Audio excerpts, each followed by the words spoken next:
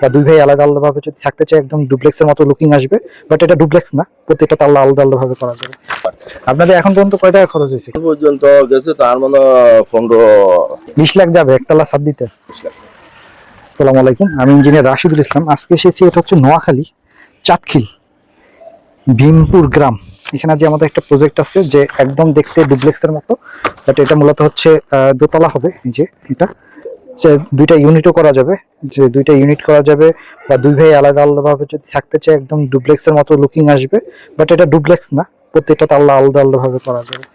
এইভাবে এটা ডিজাইন করা হয়েছে। তো এগুলো অনেকগুলো ছবি আছে, আমি ছবিগুলো দেখাই। এবং এটা প্রায় 1600 স্কোয়ার ফিটের বাড়ি। কেমন খরচ হবে, কয় টাকা খরচ হবে, এবং এখন গ্রেড বিম হয়েছে, গ্রেড বিম পর্যন্ত কাজ হয়েছে। সো এই বিষয়ে আমি একটা ধারণা দিব আমি আপনাদের। ভিউ আছে, এই যে এটা হচ্ছে আর একটা ছবি, আর একটা অ্যাঙ্গেল থেকে যদি দেখি। এটা হচ্ছে ভীমপুর গ্রাম না আঙ্কেল? বিম্বর মোল্লাবাড়ি।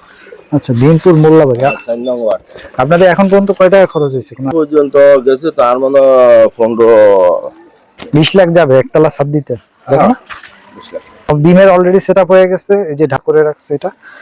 সো আগামীকাল হয়তো বা ঢালাই দিবে। সো এটা একতলা পর্যন্ত হয়তো আপনার প্রায় 40-45 লাখ টাকায় পুরোটা করতে পারবেন একতলা পর্যন্ত। আর যদি সম্পূর্ণ হয়তো বা করতে হয়তো 70-80 লাখ টাকা লাগবে। হয়তো বা 7 তলায় পর্যন্ত প্রায় হচ্ছে 20 লাখ টাকার মতো খরচ হবে। আমাদের এখন পর্যন্ত 15 লাখ টাকার মতো খরচ হয়েছে, রড টড সব কেনা হয়ে গেছে। ছাদের সেট আপ বা ছাদটা ধরলে হয়তো বা আরো 20 লাখ টাকার মতো যাইতে পারে। সো এই হচ্ছে এটার অবস্থা।